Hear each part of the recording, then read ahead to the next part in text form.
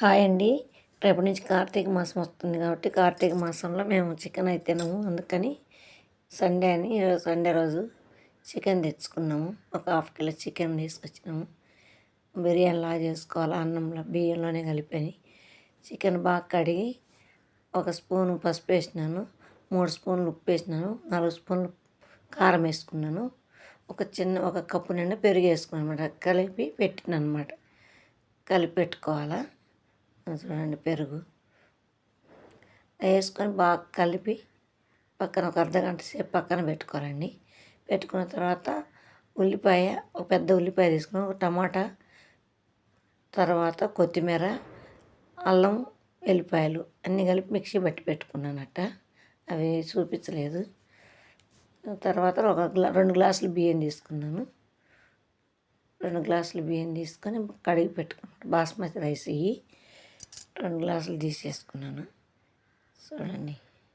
తర్వాత తపాలా ఇది రైస్ కుక్కర్లే ముందు ఆయిల్ పోసి పెట్టుకున్నాను. ఆయిల్ పోసిన తర్వాత ఆయిల్ వేడైనాక 2 లవంగ మొగ్గలు, సాజీరా వేసినాను, పచ్చిమిరపకాయలు వేసినాను అనమాట. అవి కొంచెం వేగిన తర్వాత ఇవి ఉల్లిపాయలు వేసుకున్నాను. ఉల్లిపాయలు కొంచెం వేయించుకోవాలి. వేసిన తర్వాత మనము మిక్సీ పట్టిన పేస్ట్ ఉంది కదండి, అది వేసుకోవాలి. అది వేసినాను. అది బాగా పచ్చి వాసన అంతా పోయేంత వరకు వేపుకోవాలి. మనము బాగా వేగాల. అలాంటి పచ్చి వాసన వస్తే బాగుండదు. పచ్చి వాసన అంతా పోయిన తర్వాత ఎల్లిపాయలు కొంచెం వేసుకుంటే బాగుంటుంది. తర్వాత 1 స్పూన్ గరం మసాలా వేసినాను, 2 టేబుల్ స్పూన్లు ధనియాల పొడి వేసినాను.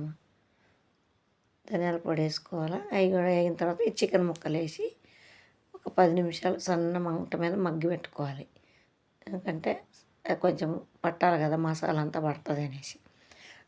కొంచెం మూత పెట్టి కొంచెం 10 నిమిషాలు మగ్గిన తర్వాత ఈ బియ్యం కడిగి పెట్టుకున్న బియ్యం వేసుకోవాలి. అది ఒక 2 నిమిషాలు అట్లా అంతా కలుపుకోవాలి.